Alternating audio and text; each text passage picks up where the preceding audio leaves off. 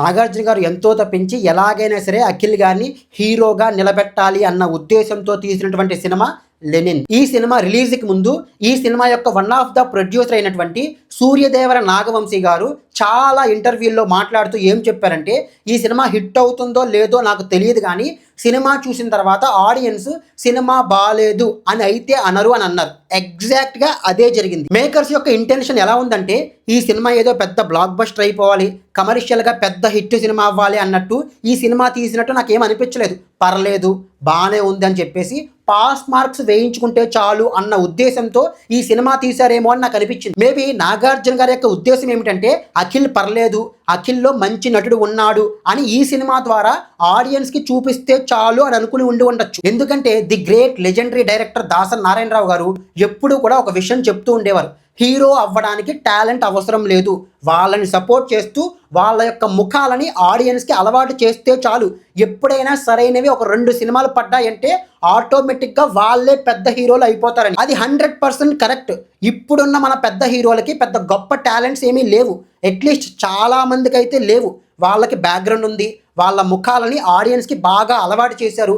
Talent ఉన్న పెద్ద పెద్ద డైరెక్టర్లతో వాళ్ళు సినిమాలు చేశారు, అంతే, వాళ్ళు పెద్ద హీరోలు అయిపోయారు. బట్ అఖిల్ యొక్క బ్యాడ్ లక్ ఏమిటంటే, వివి వినాయక్, విక్రమ్ కే కుమారు, ఒక సురేంద్ర రెడ్డి లాంటి పెద్ద పెద్ద డైరెక్టర్లతో సినిమాలు చేసినప్పటికీ కూడా అవి ఘోర పరాజయాలు అవ్వడం వల్ల అన్నీ ఉన్నా సరే ఒక ఫెయిల్యూర్ లాగా మిగిలిపోయాడు. దానికి one of the main reason Nagarjuna గారే. ఎప్పుడైనా సరే తమ కొడుకుల యొక్క కెరీర్లలో తండ్రులు ఇన్వాల్వ్ అవుతున్నారంటే తమ కొడుకులకి పెద్దగా ఏమీ తెలియదు అని చెప్పేసి తండ్రులు ఫీల్ అవుతున్నట్టే లెక్క. మొదట్లో నాగార్జున గారి యొక్క సినిమాలని కూడా అక్కినేని నాగేశ్వరరావు గారు సెలెక్ట్ చేసి ఆయన దగ్గరుండి చేయించేవారు. అవేమీ కూడా గొప్ప హిట్ సినిమాలు అయ్యేవి కాదు. దానితో నాగేశ్వరరావు గారు వదిలేసి నీ సినిమాలు ఏమో నువ్వు చేసుకో అన్న తర్వాతే అప్పుడు నాగార్జున గారు తనకి తాను రిలీజ్ అయ్యి తన పర్సనాలిటీ ఏంటి, తన ఆలోచన విధానం ఏమిటి, తనకి ఎలాంటి కథలు నప్పుతాయి అన్న ఉద్దేశంతో ఆయన కథల్ని ఆయన సెలెక్ట్ చేసుకోవడం ప్రారంభించిన తరువాతే నాగార్జున గారికి సరైన ఎక్స్పోజర్ వచ్చింది. అలాగే అఖిల్ గారు ఎందుకు చేయకూడదు? అఖిల్ గారు చిన్న సినిమాలు చేయకూడదా? మనకి చిన్న చిన్న సినిమాలు తీసే, లవ్ స్టోరీలు తీసే దర్శకులు లేరా? 2-3 కోట్లలో ఒక సినిమా తీయండి, మంచి ఫౌండేషన్ వేయండి ఆయనకి. అలా కాకుండా ఒకే ఒక్క సినిమాతోనే నేను టాప్ హీరో అయిపోవాలన్నట్టుగా ఇలాంటి పెద్ద పెద్ద సినిమాలు ఎందుకు చేస్తారు? దీనివల్ల అఖిల్ గారి మీద తను మోయలేనంత ప్రెషర్ని ఆయన మీద పెట్టడమే తప్ప మెల్లమెల్లగా ఆయన యొక్క కాన్ఫిడెన్స్ మొత్తాన్ని కూడా చంపేయడమే తప్ప ఇంకా ఏమీ జరగదండి. ఇంకా సినిమా విషయానికి వస్తే 1% ఎగ్జాజరేషన్ చేయట్లేదు, నాట్ ఈవెన్ 1% కూడా సినిమా ఏమాత్రం కూడా రియల్గా అనిపించదు. చాలా ఆర్టిఫిషియల్గా ఉంటుంది సినిమా మొత్తం కూడా. మ్యాక్సిమం అన్నీ కూడా సెట్లలోనే తీశారు. దానికి తోడు సినిమాలో చాలా ఎక్కువగా రంగస్థలం, పుష్ప, దసరా రిఫరెన్స్లు కనిపించేస్తాయి డైరెక్ట్గా. నేను నిన్న సినిమా చూడడానికంటే ముందుగానే ట్విట్టర్లో ఒక పోస్ట్ చూశాను. బాలకృష్ణ గారిది కృష్ణబాబు అనే ఒక సినిమా ఉంది. ఆ సినిమాలో ఇంటర్వెల్కి ఒక ట్విస్ట్ ఉంటుంది. ఈ సినిమా యొక్క ట్విస్ట్ రివీల్ అవ్వకూడదని చెప్పేసి ఆ ట్విస్ట్ చెప్పట్లేదు. ఆ పోస్ట్ యొక్క సారాంశం ఏంటంటే, ఆ కృష్ణబాబు సినిమాలో బాలకృష్ణ గారు, హీరోయిన్ మీనా గారు, అలాగే విలన్కి మధ్యన ఒక ట్విస్ట్ జరుగుద్ది. అదే సేమ్ ట్విస్ట్ని ఈ లెనిన్ మూవీలో కూడా పెట్టారు అని ఆ పోస్ట్ సారాంశం. నేను తర్వాత కృష్ణబాబు మూవీలో ఆ ట్విస్ట్ని చూసి ఓహో ఇలా ఉంటుందేమో, దీనికి ఇన్స్పైర్ అయ్యి ఏమైనా చేశారేమో అనుకున్నాను. సినిమా చూస్తే లిటరల్గా సేమ్ అదే సీన్ని అలాగే తీసుకొచ్చి లెనిన్ మూవీలో పెట్టేశాడు డైరెక్టర్. అక్కడ బాలకృష్ణ గారి కళ్ళల్లో ఏదో రక్తం పడుతుంది, ఇక్కడ అఖిల్ గారి కళ్ళల్లో కెమికల్స్ లేదా ఏదో కారం పడినట్టు పెట్టారు, అంతే తేడా. మన వాళ్ళు ఎక్కడో కొరియన్ సినిమాల్లో లేకపోతే వెస్ట్రన్ సినిమాల్లో కాపీ కొట్టి ఆ సీన్ని యాజ్ డీస్గా మన సినిమాల్లో పెట్టి లేపేస్తారేమో అనుకునేవాడిని. కానీ మన సినిమాలనే, మన సీన్స్నే లేపేసి మన సినిమాల్లో పెట్టేస్తారండి. నేను చెప్తున్నాను కదండి, ఈ కథని వాళ్ళు ఒరిజినల్ థాట్స్తో రాసుకోలేదు. చాలా చోట్ల నుండి ఇన్ఫ్లుయెన్స్ అయ్యి ఆ రెఫరెన్స్లతో ఈ కథ రాసుకున్నారు. కొన్ని చోట్ల అయితే యాజ్ ఇట్ ఈస్గా అవే సీన్స్ని పెట్టేశాడు డైరెక్టర్. నాకు ఫిల్మ్ మేకింగ్లో అస్సలు నచ్చని విషయం ఏమిటంటే, కథలో ఉన్నటువంటి పాత్రల్ని బలంగా డిజైన్ చేసుకోకుండా, ఆ పాత్రలకి క్యారెక్టరైజేషన్స్ సరిగ్గా రాసుకోకుండా కేవలం స్టోరీ మాత్రమే రాసుకుని సినిమా తీస్తే నాకు అస్సలు నచ్చదు. ఈ సినిమాలో అయితే చాలా చాలా క్యారెక్టర్లు ఉన్నాయండి.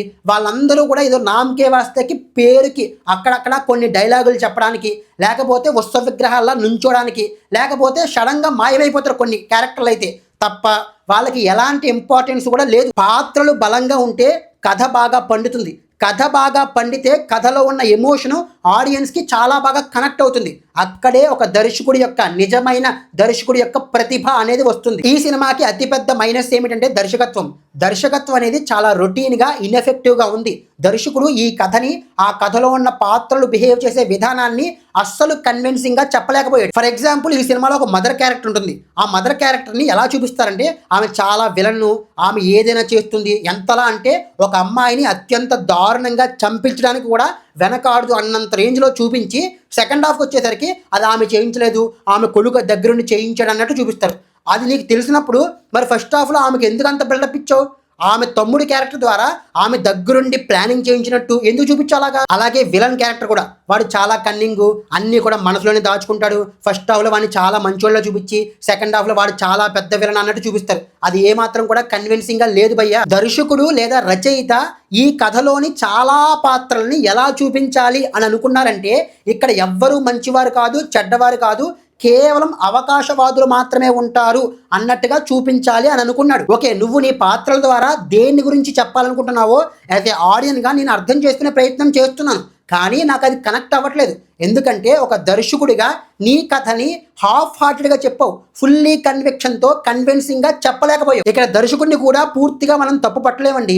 ఈ సినిమా విషయంలో డిసిషన్ మేకింగ్కి దర్శకుడికి పూర్తిగా ఫ్రీడమ్ ఇచ్చారా లేదా అన్నది నాకు తెలియదు, ఇవ్వలేదు అనే నేను నమ్ముతున్నాను. Too many cook spoils the broth dish అంటారు కదా, అలాగే జడ్జిమెంట్ విషయంలో కూడా టూ మెనీ జడ్జిమెంట్స్ అనేవి ఎప్పుడూ ఉండకూడదు. ఒక సినిమాకి, ఒక కథకి ఒకే జడ్జిమెంట్, ఒకే డెసిషన్ మేకింగ్ అనేది ఎప్పుడూ ఉండాలి. అది దర్శకుడిదే అయ్యి ఉండాలి. అందుకే సినిమాలో మీకు ఎక్కడా కూడా ఏ ఎమోషన్ కూడా కనెక్టింగ్గా అనిపించదు. సినిమాలో చాలా రిలేషన్స్ ఉంటాయి.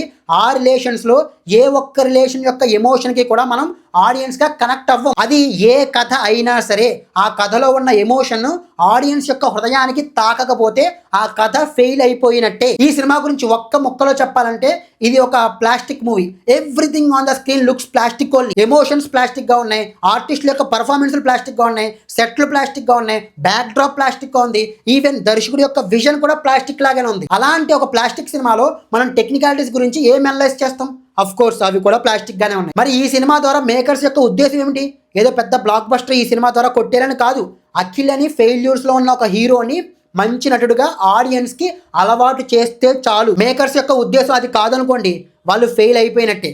ఒకవేళ అదే ఉద్దేశంతో కనుక వాళ్ళు ఈ సినిమా చేసి ఉంటే కనుక వాళ్ళు ఖచ్చితంగా సక్సెస్ అయ్యారు. ఎందుకంటే ఏ మాటగా మాట అఖిల్ అనే హీరో సినిమా అంతా కూడా ఎలా చేసినప్పటికీ కూడా ఆ క్లైమాక్స్లో కానీ, ఆ మెయిన్ ట్విస్ట్ రివీల్ అయ్యే సందర్భంలో కానీ బాగానే యాక్టింగ్ చేశాడు. ఇంకా ఫైనల్ వర్డ్ ఏంటి అంటే ఈ సినిమాలో హీరోయిన్ చాలా అందంగా ఉంది. ఆ అందమైన హీరోయిన్ ఒకసారి చూడడానికో లేకపోతే క్లైమాక్స్లోనో ఫ్లాష్ బ్యాక్లోనో అఖిల్ అనే నటుడు పర్లేదు అనిపించుకునేలా నటించాడంట అని ఒకసారి చూడడానికో వెళ్ళాలి తప్ప అదర్ దెన్ దట్ మీకు ఈ సినిమాలో ఏది కూడా ఎగ్జైటింగ్గా అనిపించదు. That's it. జై హింద్.